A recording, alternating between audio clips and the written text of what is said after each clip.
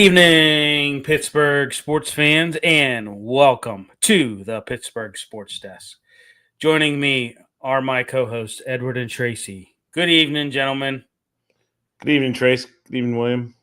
Hi, Billy. Hi, Edward. It's a rainy night here in the suburbs of the burg, but happy to be inside. Nestled in the confides and talking sports with you guys.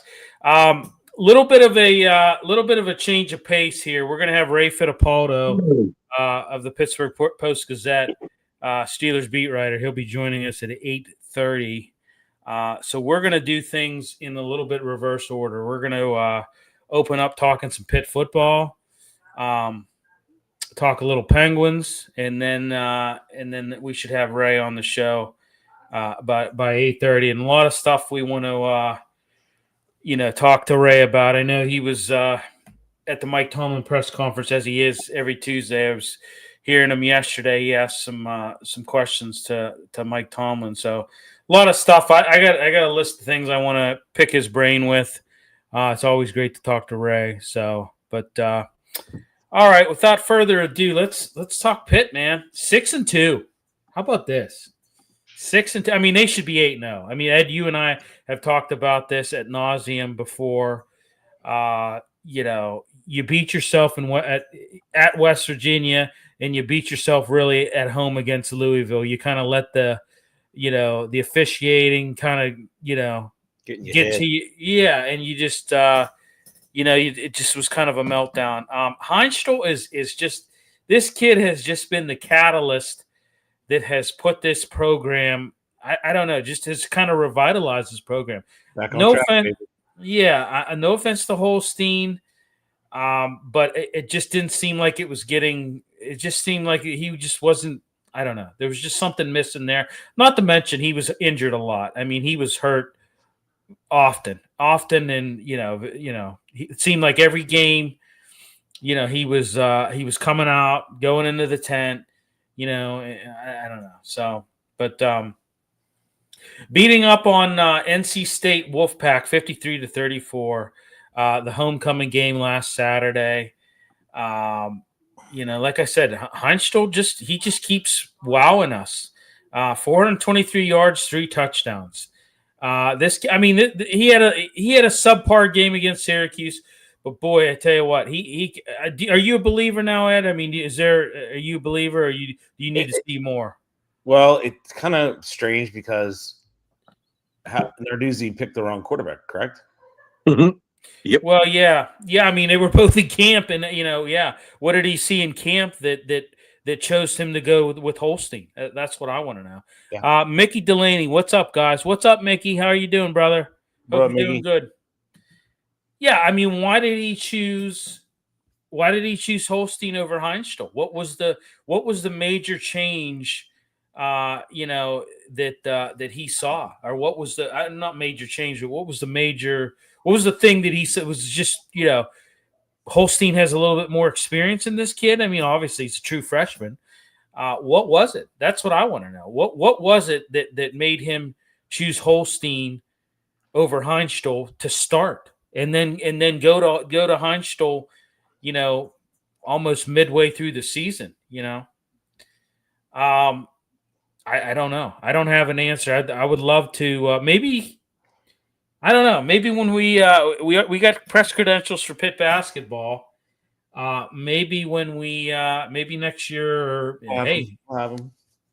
Yeah, maybe we'll be able to ask that to Narduzzi, maybe at some point in time.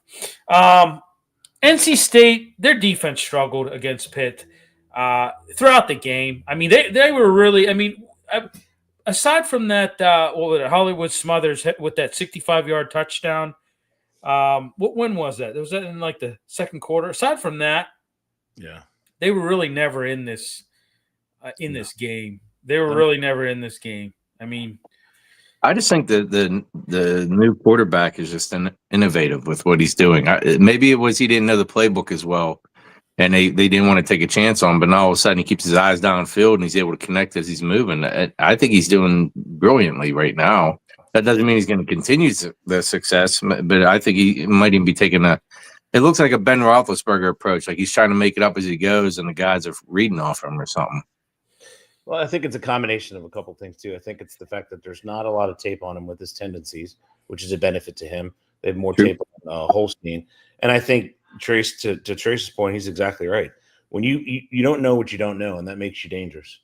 Right. Yeah. Yeah. Agreed.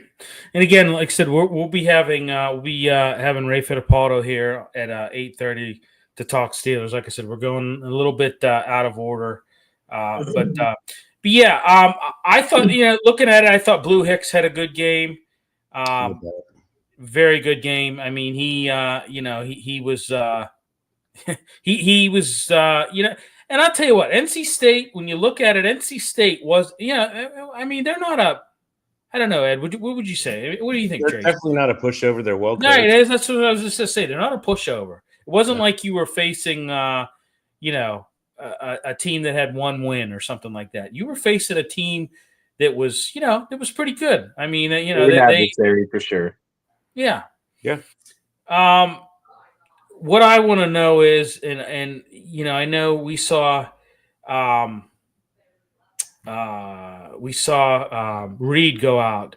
I think I did not see what did they come up. What did they come up with? What happened on that, Ed? Ed, I know you. I watched. I didn't see anything wrong with it, and they didn't come out and say anything. He's going to miss any time. Right. To me, it looked ordinary, but you just never know. It's a violent game with a car crash every play.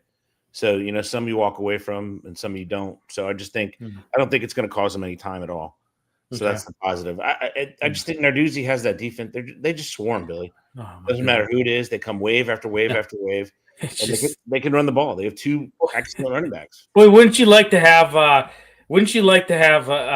the defense that Pitt has on the Steelers right now? I mean, it's relentless. It is truly relentless. They stop coming. No, and they don't, and they are violent too. They are they get after quarterbacks. They tackle well. That's one thing I noticed. Those guys hit and wrap up. They tackle to the ground, especially the DBs. Yeah. There's no, they get out the ball carrier. There's no, okay, let's kind of, stay back and figure out, no, it's go after the ball, and punish the ball carrier. I love it. I mean, the fact that they have those corners that are able to tackle makes the defense they play possible. Yeah, that's right. I like watching it because it's like Western Pennsylvania football when they play. Yeah, but I'll tell you what, another level. I am very excited about this Pitt team. I haven't been this excited about them for a long time. Not since the Kenny Pickett days. I mean, I'm very excited. I'm all in. I tell you what, I'm more invested in Pitt right now than I am the Steelers. I'm just saying. I mean, I really am. It's just, they're just so fun to watch. They're just so fun to watch.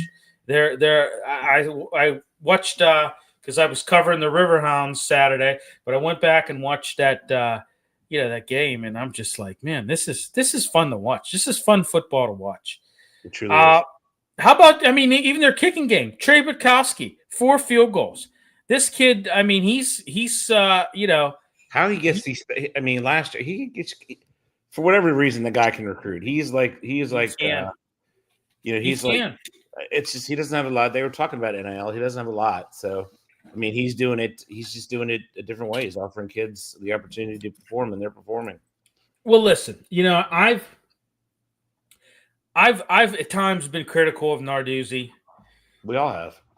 Yeah, and there's been some justifiable criticism. Yep. But I would say the good things that he does outweighs his shortcomings. Okay. But I'm going to say this, and just I don't know the guy personally, but I know I know a couple coaches who have had players that played for them that were recruited by Pitt, and a couple that actually played for Pitt. And he is one of the most down to earth guys. What I've heard is like he's a guy that'll that'll meet you and ask things about you, and you'll see him maybe 6 months down the road, and he'll literally remember certain things about your family, certain things about, your last meeting with him. I mean, I think he's a very personable, genuine person.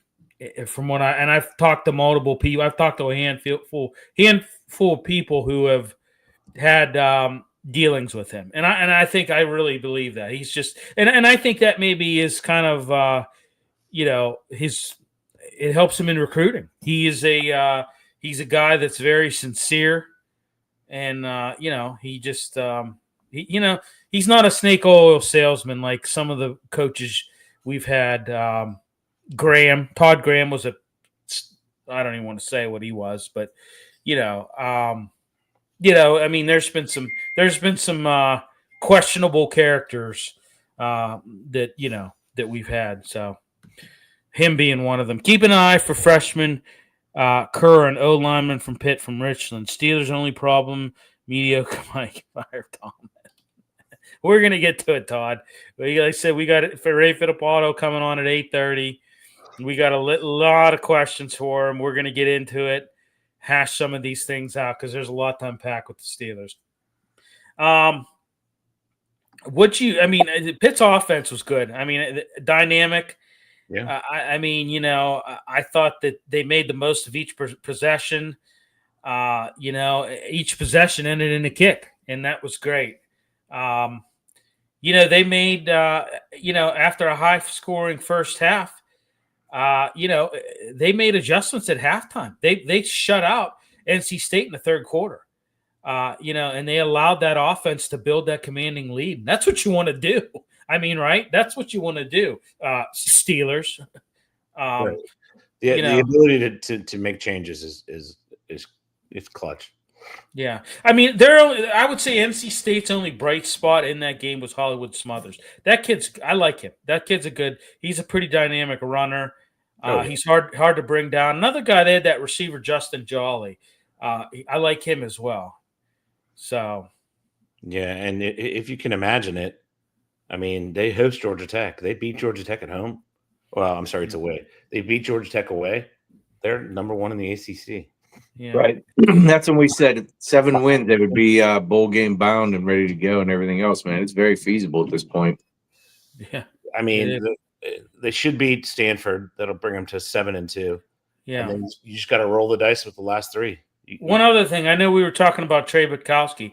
He broke a Pitt record, guys. Converted 15 consecutive field goals. So I tell you what, man, he finds guys. He finds the kicking game's solid. The defense is solid. You've got a dynamic offense. I tell you what, it's just a fun ball club. Fun to see it all come together finally. You're right. He's doing, what Narduzzi's he's doing it Moneyball style. He's finding kids under the radar. I mean, the success he has with kickers and punters is ridiculous. The amount of people he puts in the NFL is ridiculous for a team that doesn't have a lot of NAL. I mean, we bang on him because his coaching is not top notch, but he's able to recruit, and his defenses they always get after it. Yeah. All right, let's get into Stanford. Let's look at that. You're in a 4-game winning streak right now. Stanford Cardinals, they haven't lost at home yet. They're 3-0 at home. Played a lot of road games. But you're looking at it, Pitt's got a 6-2 record. Stanford has a 3-5 record. Pitt should go there and win. I mean, I don't think that they're going to lose this game. I don't see how that's going to be even possible. 14.5-point favorite. Yeah. What do you think about that? Is that a little high? Or you think that's not with the way they're playing? I was going to say, I think I'm okay with it. You look at their last games, I mean, 53, 30, 34, 48, 34. I mean, they're putting up numbers, man. Yeah. Stanford, their defense has been very inconsistent on the road. And they've been on the road a lot. But they've been pretty good at home. And that was a key component of their victory, their recent upset against Florida State, was their defense played really well at home. I don't know. I don't think it's going to matter, to be honest with you. I think Pitt's going to roll them. I think, I'm looking at, Stanford's offense is not good. They've struggled to score this season. They're only averaging 19 points a game. Yep. They don't have a strong offense. At home or on the road, like I said, they've got defensively, they play good at home. On the road, not so much. But I don't think that's going to matter. I don't think.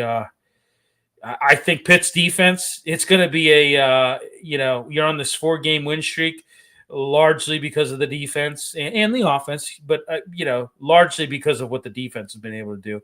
It's going to pose a challenge for that Cardinal offense, in my opinion. I just think Pitt's a clear favorite. They're on a hot streak. Stanford, like I said, they're a different team at home. And they have a slim bowl game hope, but I mean, and they probably are looking to keep that alive, but I just don't see it. I just don't see it. I don't think that they're going to be able to run with Pitt. So I don't think so either. Yeah. I hope you're both correct, just so you know. Thank you. Well, thank you. Let's pick it. Ed, start with you. What's going to be the score of this game? Correctly. I'm just looking at the over under just to make my pick accurate. 30 p.m. on the coast. I mean, I think it looks very favorable. 3 p.m. Eastern, right? 3:30 Eastern. Yes, it's a 12:30 start. Yeah. Over under is 51. It looks like a 40 to 21 Pitt. Daniel Berry, happy Wednesday. Hello, everyone. Happy Wednesday, Daniel. Yo. Nice to hear from you. Yo. 40-21 Pitt. 40-21 Pitt. Okay. Trace.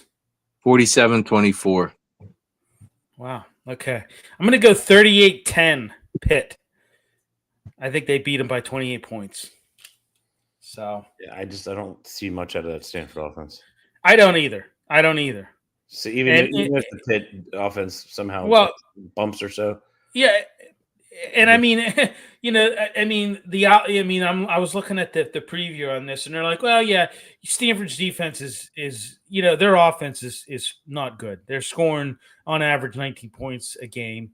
Their defense is terrible on the road. It's slightly better at home. Okay, well that doesn't really, with Pitt and how they've been thus far, that doesn't really if I'm a Stanford Cardinal fan, that's not really giving me much hope. I'm just right. Throwing it out there.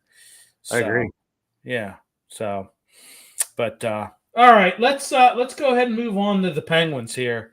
Tough loss last night. I mean, you got the loser point in the shootout, 3-2 against the Flyers. A little chippy there at the end. How about that, huh? Always chippy with them. Yeah, there was a little bit of cheap shots on the Flyers there. I know we have it's a wrap. I know that they're Flyers fans, but it's Flyer country. Yeah, I mean that was that's. I mean, hey, I'm going to be honest. That's just kind of what you want to see, right? I mean, isn't that what you kind of want to see with it? Hasn't this rivalry kind of like cooled off a bit in recent years? No, they have. No, it's not. No, they have. You're not seeing the chippiness and the cheap shots anymore in the last. It's not really a rivalry when one team is horrid, right? Flyers haven't been relevant in years. Right. Well, yeah. I mean, they haven't been in the playoffs. It's been longer. It's been way longer than the Penguins. I think it's been 6 years. Well, Ed, how old were you when they last won Lord Stanley? I was 5 years old. Ed was. 4 or 5 years old. Yeah. Yeah. I remember it like yesterday. It's been 50 years since they've won. So yeah. I mean, it was good hockey. I mean, I tell you what, it was good hockey. I thought there was Brazeau once again. This guy, man, how about that? I mean, this guy is just amazing. A couple things. Let's talk a little bit about some other news with the Penguins. Rickard Rakell injured. He took that shot Saturday against the Columbus Blue Jackets, and he's broke his hand. They said 6 to 8 weeks. So he underwent surgery. They said 6 to 8 weeks. That's not too bad. I mean, you're going to see him back. What? It's probably they're saying probably by the end of November, early December. He's going to be back in the lineup. So that's okay. Let's back it up a game here. Let's talk about the Blues. They hosted the Blues on Monday. Crosby recorded his 1,700th career point during a 6-3 win over the Blues. I thought that was a very good win. Blues are a pretty young team, and they were able to skate with them. I was very, very pleased to see what they were able to do against the Blues. How about that fan falling from the freaking upper level? That is crazy. I know exactly where that was too. Yeah, so off the upper level, landed on another fan, and then fell another whole level. Is what I understand, right? Yeah, he fell. He went from 3 to 2, and then from 2 to 1. Yeah. So wow, Mac was there. Yeah. Wow. Yeah, it's I know he was in serious condition. I don't know the details. I mean, hope prayers go out to him and everything like that. I mean, it's just it's crazy. So I don't know. What do you? I mean, I want to talk about this. I think the Penguins. I mean, they're very. I mean, I was just listening to the NHL radio today at Sirius XM, and they were talking about that's the big news in the Eastern Conference is how good the Penguins are doing. A lot of people, including myself, didn't expect them to get off to the start that they're getting off on. I know it's early, but it's promising to look at. What do you guys think? Well, you got to, right, Ed? Because they're older. They're not going to be able to do it later. I think their Achilles heel is always going to be goaltending. Until they figure that out, they're just not going to be cup contenders. I think they can keep this going for a while. The thing is also, again, brand new coach, nobody knows his tendencies. His line changes and mix up on lines is taking people off guard, and that's how they're succeeding. You throw that youth in there, man. You got to have youth, and they have some, and they throw it in there. That's how you win. And it's working well. The chemistry's there with it. And he's not afraid to change anything. He's not changed, which never happened with the other gentleman. But again, they don't have a lot of tape on him. But keep it going, man. Maybe they'll get a goaltender one of these days. Well, they also have a young guy that's doing well down at it might even be Wilkes-Barre. Yeah. The Russian. So maybe he can come up later on in the season. Actually, last time I checked, they were number 1 in the AHL in the Eastern Conference. Yeah. Sheloff, I think, is doing well. I thought he played well last night. I mean, there was a shootout goals. There was a couple. He could have. I don't know. He had some. He should have stopped that one with the left pad. But I thought overall he played pretty well last night. I like Sheloff. I think he's better than Jari. I think he's more consistent than Jari. Don't care what people say. Regardless, I mean, Rakell's out. He's going to be out. Dan Muse shuffled the lines. You have the Hollander, Crosby, Rust line, which I think has been productive. That second line though it's shocking to me how productive they've been, especially Brazeau. I mean, the Brazeau, Malkin, Mantha. I mean, right. They've really. I tell you what, Brazeau, he's a big guy. He's that net front presence. I talked about this before. Yes. That's exactly it, Billy. Yeah, he's that net front presence, but he's making. I really, in a way, I think that it's making Malkin's game a little. It's making it easier for Malkin to kind of, because Malkin kind of just can sit back, and he doesn't have to worry about constantly trying to be the one to make the play. they have very good chemistry. That second line to me has had very good chemistry. The Novak, Kindle, Koivunen line, another great line. When you look at defensemen, that first pairing, Witherspoon and Carlson. Witherspoon, that guy's he's a chippy guy. Shea and Letang, I think, play well together. Dumba, and I tell you what, that fourth line, Dewar, Lizotte, and Achari, I tell you what, that's a tough line. That's a grinder line. Dewar's another kid that can score. Achari is tough. He's gritty. He can get under your skin. I mean, you say what you want to say. I mean, I think that this things are looking good right now. Now, like I said, it's early in the season. What do I always say? You got to give it to like Thanksgiving or the first week of December to kind of really know where you're at. But I tell you what, I don't see them faltering. I really don't. As long as they stick with it, with the system here, and they don't like peter out. Yes. Yeah. But I'm liking what I'm seeing, and I think hopefully it's just gonna get better. You've got tomorrow night. You're at Minnesota facing the Wild. I don't even know where the Wild at right now. Ed, can you look that up real quick? Yes, sir. I don't think they're doing very well, sir. Yeah.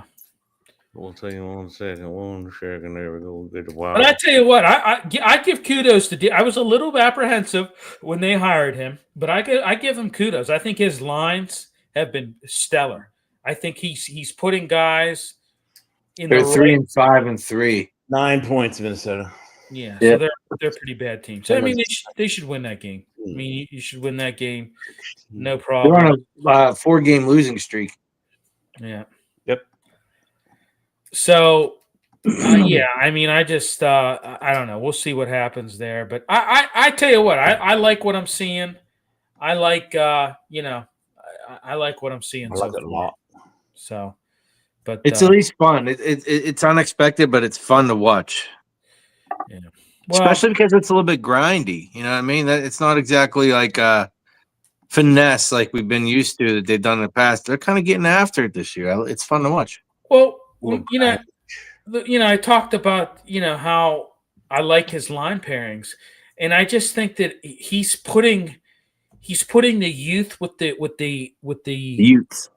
Yeah. Mixing it with the veterans well. Yeah, he's mixing it in well. He's kind of looking at what the veterans, what they can do and what they're good at. And he's kind of like, okay, these youthful guys would fit good with this. They would fit good here. And I think it's working. I think it's looking good.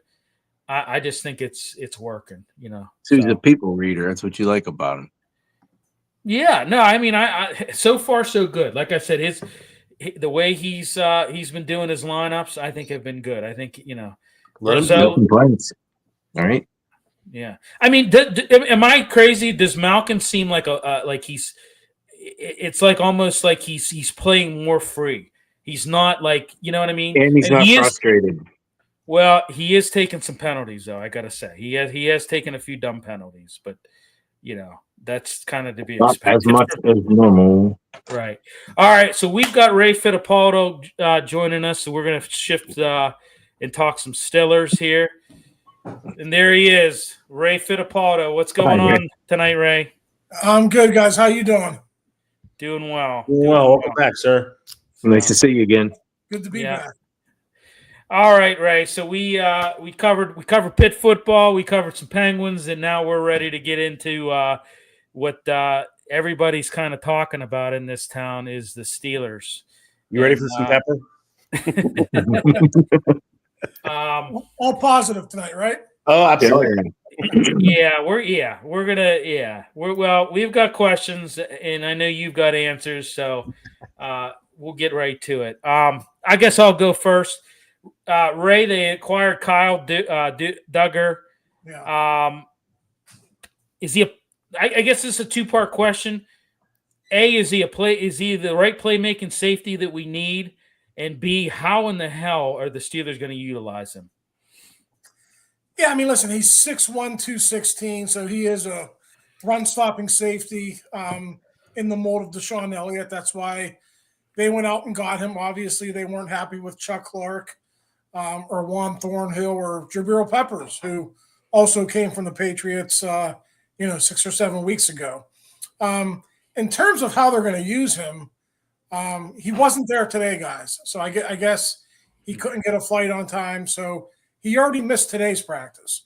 So let's say he's out there Thursday, Friday. I have a hard time believing he's going to have any kind of a big role this week. Now, down the road, if he's able to handle the defense, I think there's potential there for him to maybe fill in while Elliott is out. But I think in the meantime, it's going to be more piecemeal. You'll see Chuck Clark, you'll see Jabril Peppers, and you might even see a little bit of Duggar this week if he can get up to speed.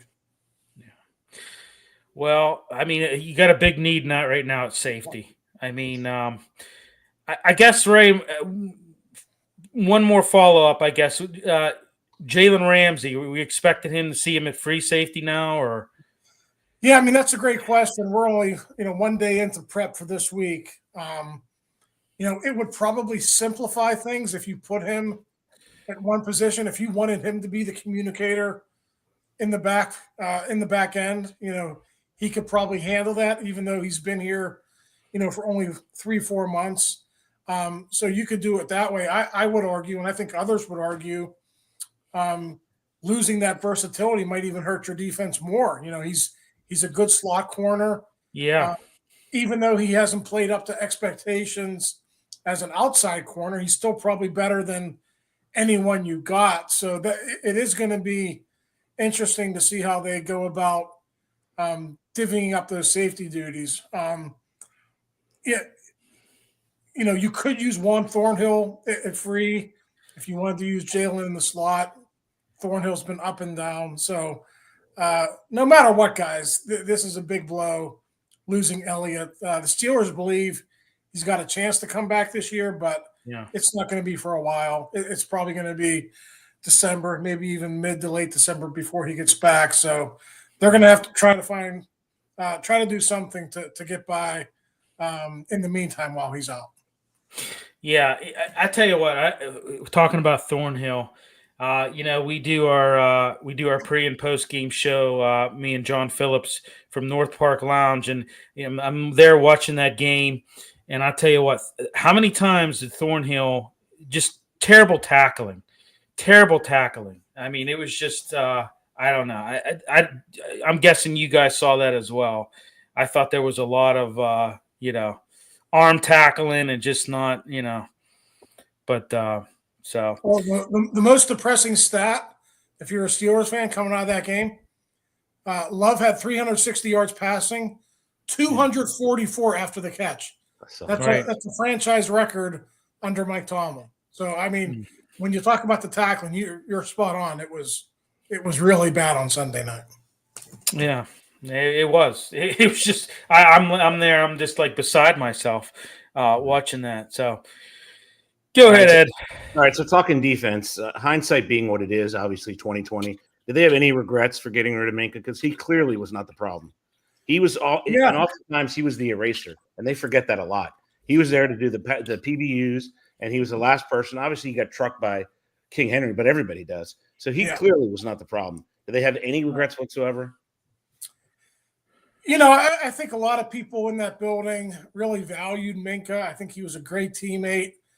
Maybe his skills eroded a little bit in terms of him just being that playmaker back there. You saw the interceptions and the forced fumbles and the fumble recoveries kind of disappear from his game. So there was a thought in the front office, paying this guy $17, $18 million a year. We're not getting those turnovers. So I think that's part of the reason why he's gone. But they were bad at the end of last season. But if you take 2024 on the whole statistically, they're not as bad as what they are through 7 games this year. So, there probably is something to your point there. I think what you're seeing, guys, is the Steelers have an older defense.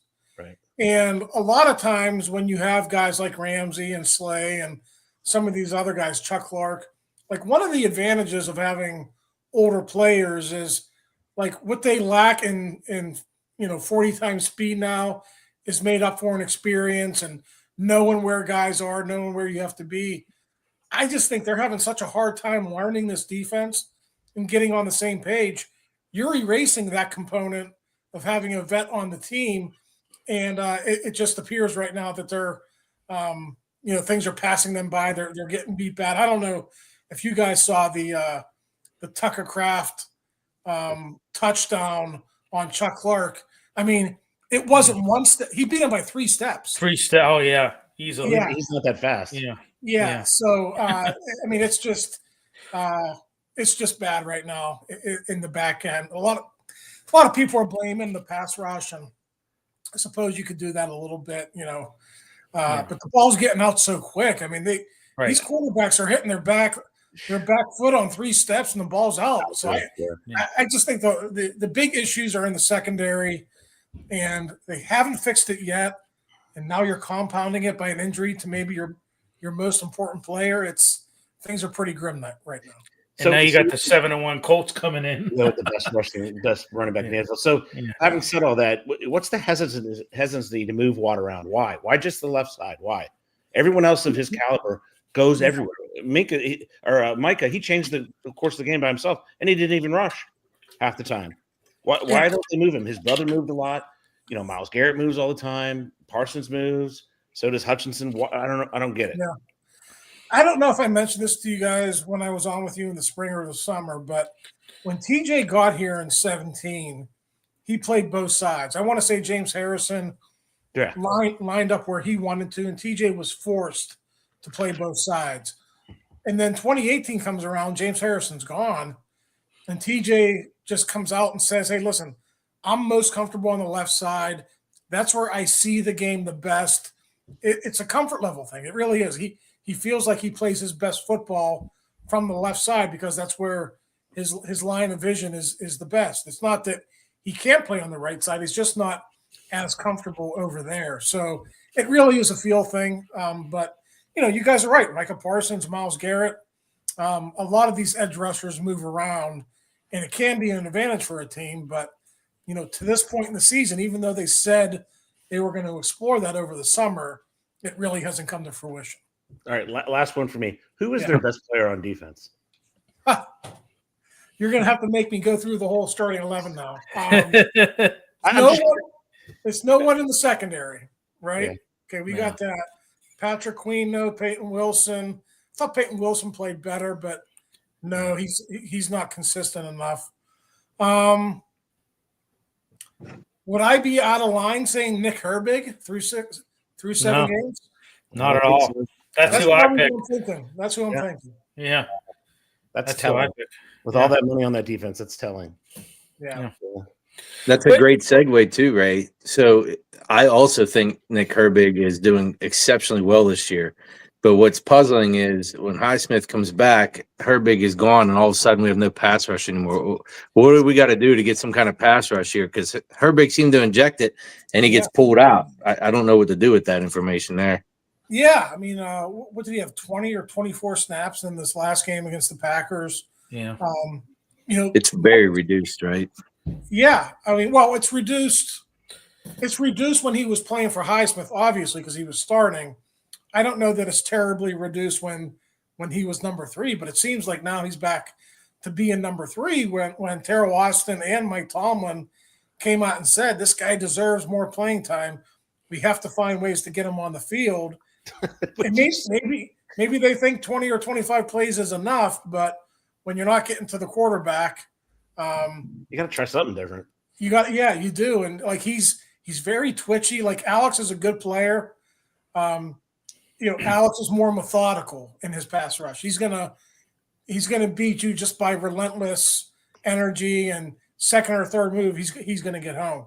With Nick Herbig, he could beat you within 1.5 or 2 seconds. That's his game. That's how twitchy he is. So I'd like to see more of him. I think if you want to project this down the road, the move is probably going to be to sign Herbig over the offseason, and maybe you look to trade Highsmith, who's got 2 more years left on his contract. But, that's well down the road. Over the final, 10 games of the season, they got to find a way to get Nick Herbig more playing time because, as we mentioned, he's one of their best defenders on a pretty bad defense. I mean, is there any talk of scheme changes at all?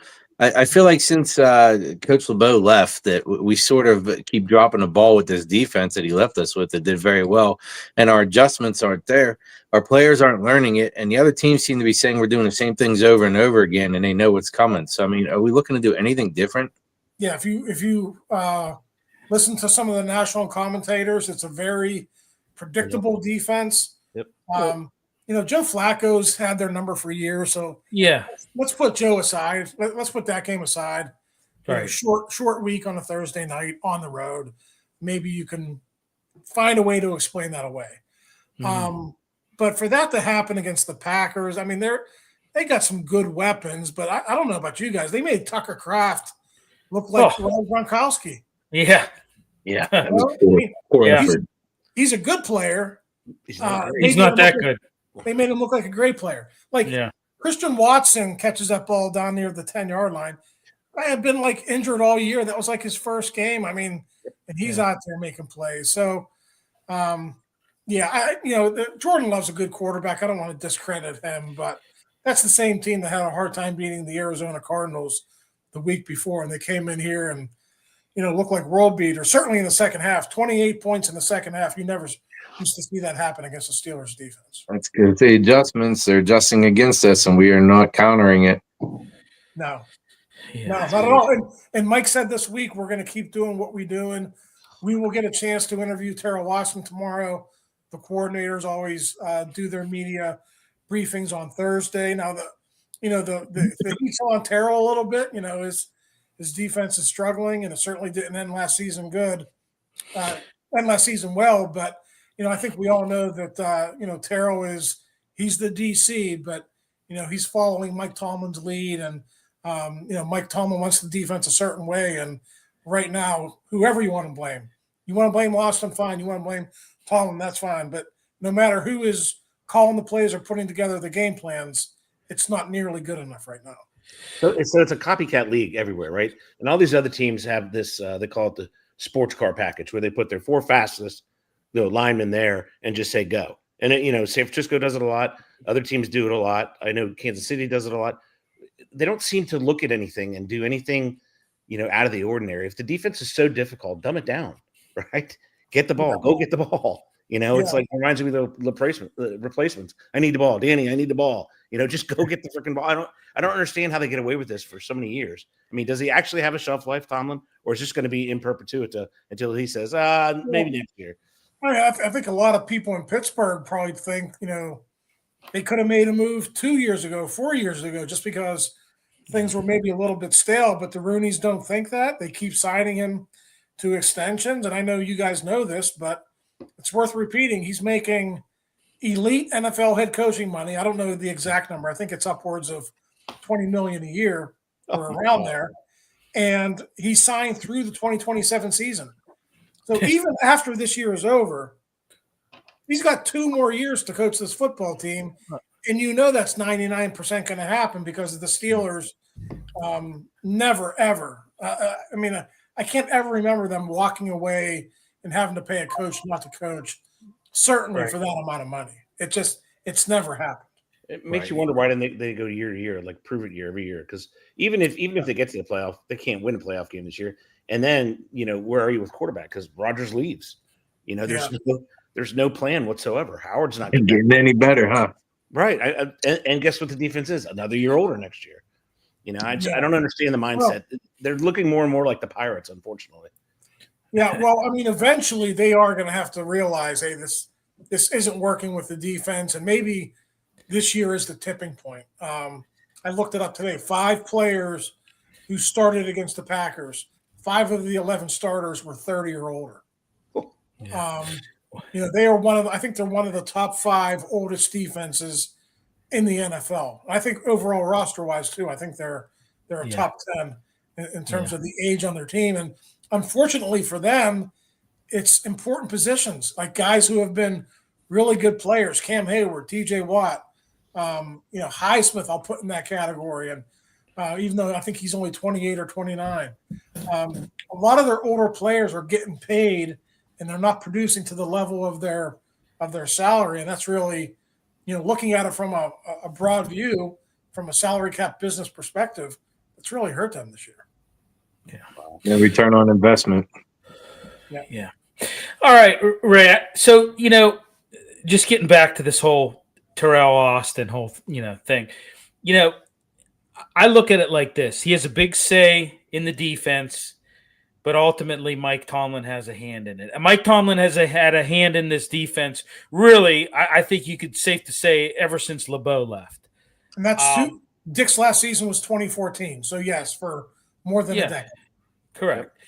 So, is there – I mean, if this gets really – if they don't make corrections here, could we – could he be ultimately the scapegoat in all this? Tomlin?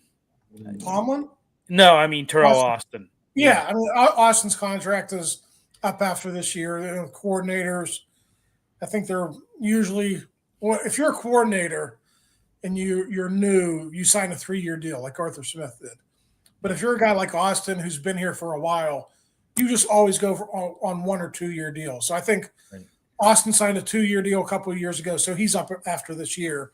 So you're right. He's probably going to be the guy who's to blame. And probably to your point, the point you're trying to make is it going to be all that different if they hire somebody else? Like it's not like like there's defensive coordinators like Terrell Austin who have to work under the framework of a guy like Mike Tomlin who wants to be involved in the defense.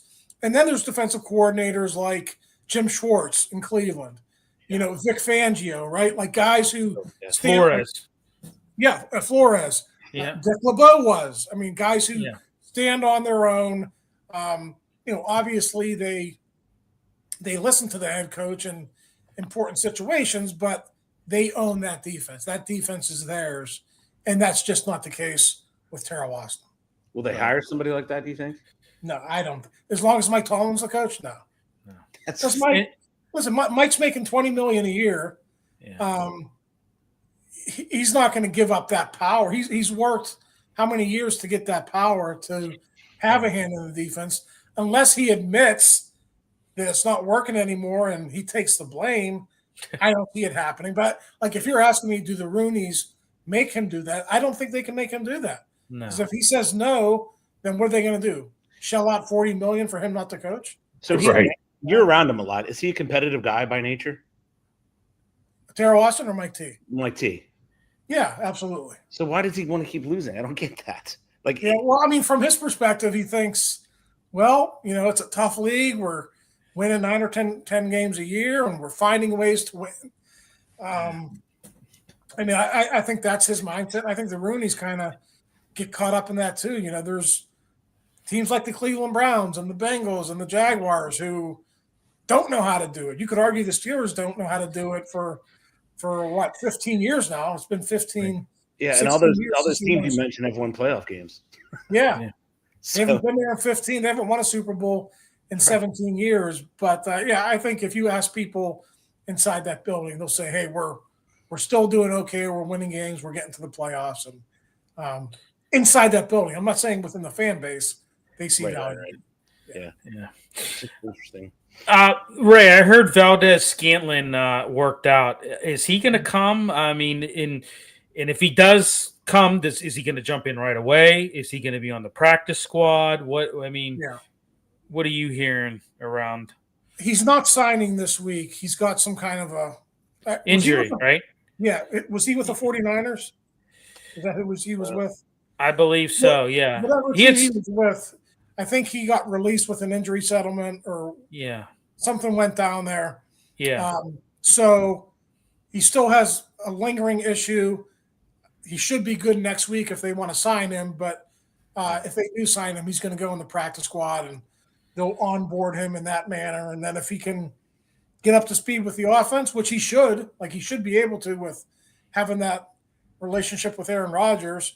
So if they do sign him to the practice squad, then he'd be an obvious guy that you would bump up to the 53 at some point. Scotty Miller is injured at this point. Not sure if he's going to be back this week or not. He had surgery for a broken finger. So even if he is back, he's not going to be comfortable. So, yeah, you could probably make room for a guy like him, even if Scotty comes back. I mean, Scotty was playing, 10 snaps a game? Wasn't like he was a big part of the offense. I'm sure if he does get on the team, Aaron's going to lobby for him. And, yeah, eventually he would be used. But don't look for that to happen this week. I think we're another week or two away from that. Okay. Yeah, because I knew because I had heard he was injured, and that's he was released from his last team, like you said, with an injury settlement. So there is a lingering injury out there, from what I understand. I didn't ask you this before, but Kyle Duggar, I mean, is he going to be able to pick up his defense quickly? I mean, that's what I'm worried about with it. What is he? 29? He's 29, I think, right? He's 29 years old. He had a fairly fit right in. Ankle injury. Yeah, exactly. He had a fairly significant ankle injury that reports out of New England. He's not the same player he once was. Take that with a grain of salt. Who knows? Right.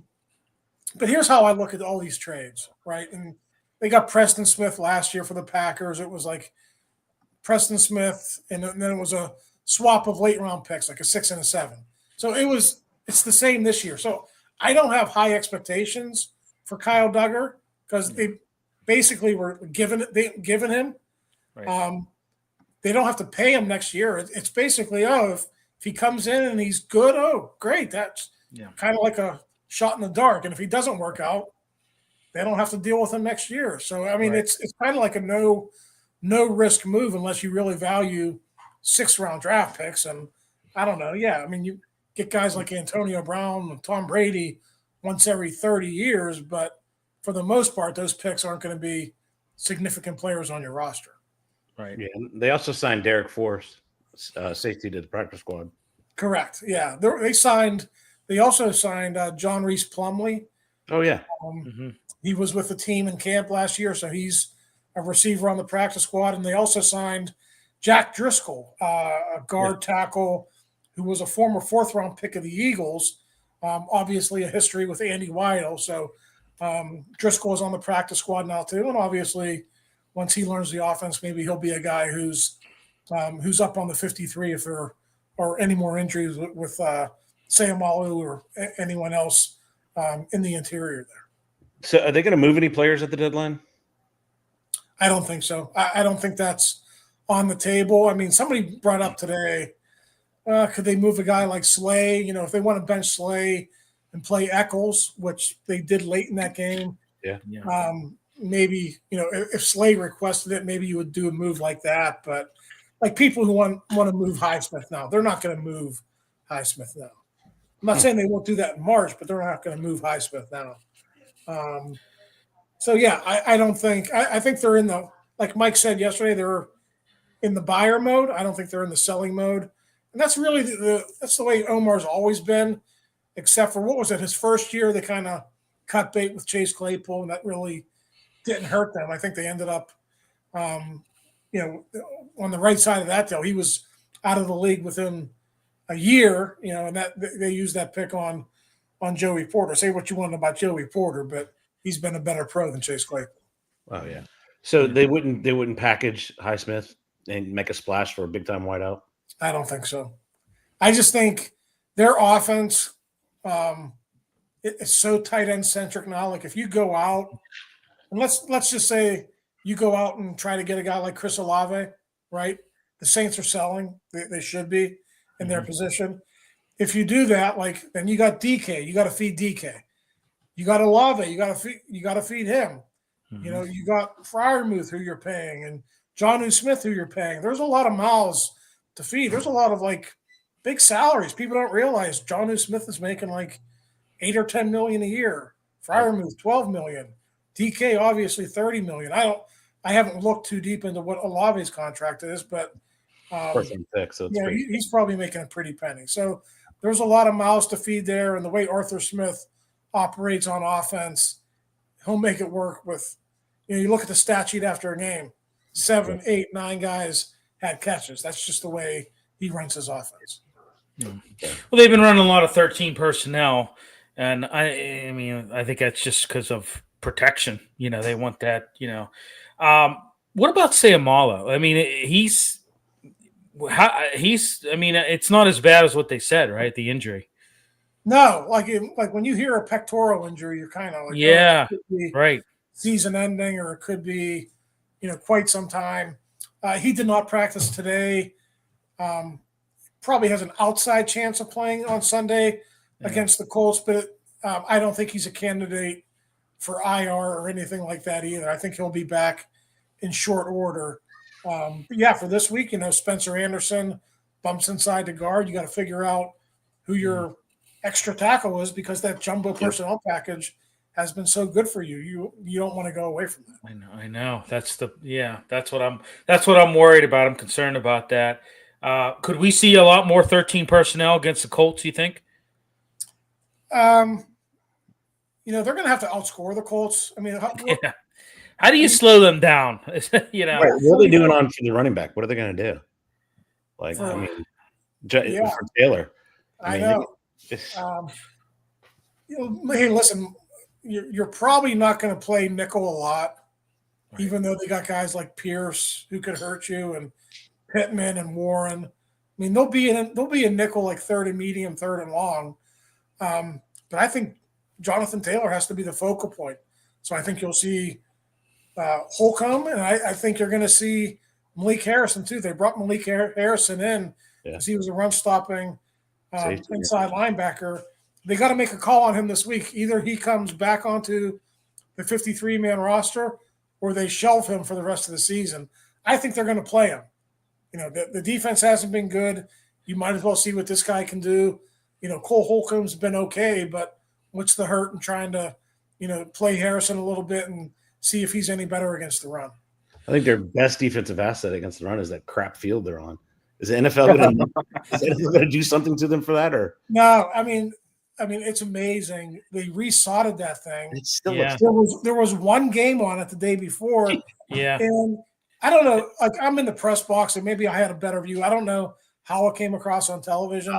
Crap. Between the numbers, there were like bare spots already. So people make excuses. You can't grow grass in this region of the country. After they do it in Lambeau. They do it at Lambeau. I don't want to. I guess the argument in Lambeau is, and that's true. That's very true, because Roger said that. Yeah. I guess the argument in Lambeau is they don't have a team like Pitt or high school teams playing on it like you do in Pittsburgh. So well, I get it. But I tell you what, I lived up in Wisconsin for 3.5 years, and that's a different kind of winter. Let me tell you. And it's colder early and it's colder later. We had 1.5 foot of snow April 28th. So it's I don't want to hear it. I mean, it's they do a good job with Lambeau. I'm going to run this by you, Ray. See if I'm accurate on this assessment. Let's talk Danny Dimes. A lot of questions as to why he's doing so good this year. When I look at it, I've watched a bunch of his. I've went back, and that's nice about having NFL Plus. You can watch those condensed games. But it seems to me like Steichen, I think, is really he's really good. He's implemented a really good system for Jones. It seems to me like the scheme is basically they're attacking different coverages, specific coverages. And, if the primary's not there, he has options to check down. Obviously, you've balanced it out with a good running game with Taylor. But is that a fair assessment? I ran that by Zig Fracassi and on our pre-game show on Sunday, and he agreed with me. He said, "Yeah, that's a fair assessment, Bill." But I think first and foremost, guys, you have a runner like Jonathan Taylor. That's a huge thing for a quarterback. And Daniel Jones, and he was a top 10 pick. I'm not disparaging him, but and he had his moments in New York, led them to the playoffs one year. But for the most part, they could never surround him with really good players. Now you got Jonathan Taylor, who I think is a top 3 running back in the league. You got Tyler Warren, who I think is going to be a top 3 tight end, maybe by the end of the year. That guy, he's that good. And then you got Pittman and Pierce and some other guys who can really expose you at receiver. So when you design an offense with talented weapons around a good quarterback, I think it really helps the quarterback excel. And I think that's what you're seeing with Jones this year. In terms of the coverages, I mean, they're going to see everything. I mean, they've been so explosive. It's obvious they've beaten man, they've beaten zone. And you hit the nail on the head. Steichen is a really good offensive coach. Yeah. Maybe didn't have the right pieces. The first couple of years didn't have the quarterback. Now he does, and it looks pretty good from afar. He came in last year to what the hell the name of the stadium was last year? Acrisure. He came in last year with the Giants, and it was 26-22, and they could have won. I don't remember if you remember that game, and he had a really good game too. So, well, I mean, for quarterbacks, it's like being escaped from New York. It's like That's right. It's like Kurt Russell, escape from New York. I mean, it's just how many times have they had, have they chased quarterbacks, out of there? Both New York teams. Oh yeah, right, exactly. But I'm there. I tell you what, Ray, I don't know what to expect. I mean, it's not going to be. I don't know. I'm worried about. I don't know. I'm worried that not enough adjustments have been made on this defense. I'm not really worried about the offense. I mean, I'm just really worried that we could let this get out of hand really quick. Unfortunately. Yeah. What do they do if they end up with this 3-game stretch? Because right after that, they got to go to the coast and play another good running team. What if they come out 4-5? They got to do something coaching wise. Yeah, I mean, if they come out of this 4-5, I don't think they'll. They did the thing with Canada a couple of years ago. Even that was like a month left in the season. Yeah. Like they weren't pulling that trigger in November. Right. I just don't see it happening. Listen, you look at the schedule; it is really tough. But even if they go 500-ish from this point on, they could probably be in contention for the AFC North Division title. Probably beat the Bengals at home, probably beat the Dolphins at home, find a way to win on the road against the Browns. That's 3 right there. And then you get 1 or 2 others, and you're probably right in the thick of a division race. So, they're not playing well, but neither are the Ravens, neither are the Bengals. Obviously, the Browns are. So sometimes that's the way it is in the NFL. Sometimes you just got to win a bad division, and that's the position they might be in this year. Ray, do you sense anything? I know, because I know you're in that locker room. Do you sense anything from Aaron Rodgers on? I mean, I know he was frustrated, after this last game. Obviously, I mean, he wanted to win that game. He wants to win every game, but especially, that was facing his team that he, was at the helm at for 18 years. I mean, do you sense any frustration from him? Because I know he takes a lot of blame. He took a lot of blame, in the press conference. He said, he has to play better. But do you sense any he's just, I don't know, just frustrated with, that they're putting points on the board. It's not like finally the offense is, is putting points on the board, but it's the defense is just having so much struggles. And do you sense it? I mean, is there anything, frustration there?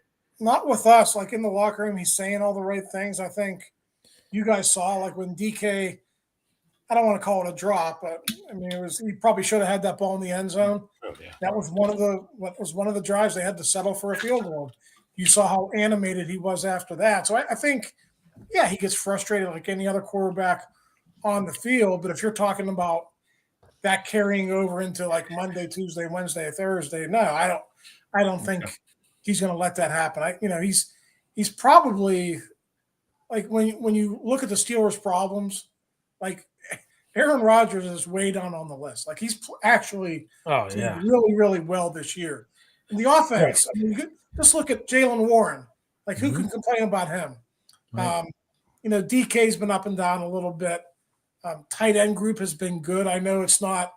People thought maybe Freiermuth was going to be the lead dog there, but if you look at the production overall from the tight ends, it's been good. So the offense overall, number 11 in the league in scoring.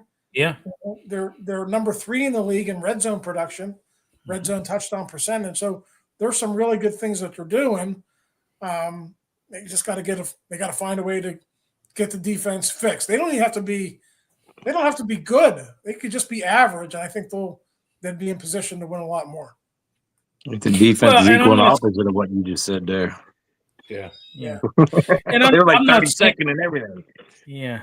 I'm not saying that he's frustrated with the offense. I think there's they're happy with what they're doing offensively. I just it just seems like he's here now. He's in a good. I think it seems like they're production wise offensively they've got it going on, but the other side of the football not so much. And I don't know whether he's not going to probably say it, but I just wonder if there's any oh man, finally I'm clicking well on the offense, and now the freaking defense can't. Yeah, I mean, listen, he was probably told, hey, just come here, get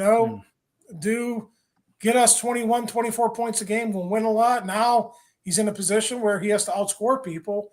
Like if I'm Aaron Rodgers, I'm not frustrated by that. I'm looking at it, okay, hey, it's on my shoulders now. It's been on my shoulders for 18 years. Let's go do this. That's probably the attitude that he has more than being frustrated with the defense or anything like that. Right. I mean, it's just it's been the highest paid defense for 4 years. I mean, and that's just I don't know. I mean, that's just that doesn't sit well with a lot of people. Trust me. These post game shows, it's like holy cow. Like it's like we know, we see it too. Like it's but so. All right. Well, I guess let's. Do we want to pick this game here? We can't make Ray pick it, but yeah, we'll. Okay. All right. Ray, you're up first. Me? Oh my goodness. Jeez. 31-24, not the Steelers. I'm gonna say 30-20 Colts. Oh gosh. I'm gonna say 27. I'm gonna say 27-17 Colts. Hate to say that, but yeah. So I don't know. I'm hoping that some of these shortcomings on defense have been rectified somewhat, but I don't know. We'll see. So all right, Ray. Hey, thanks for joining us. We really appreciate it. Absolutely. Good being on with you guys again. Yeah. Appreciate you, Ray. Yeah, great to see you again, Ray. So all right, everybody. Hey, thanks for tuning in. We'll be doing Gridiron Weekly tomorrow night. Tune in at 8 p.m. And as always, we'll have the Steel City Sunday doing the pre and post game show. We'll start that at 9:00. So join us for that. So, all right, everybody. Thanks for tuning in, and we will talk to you next week.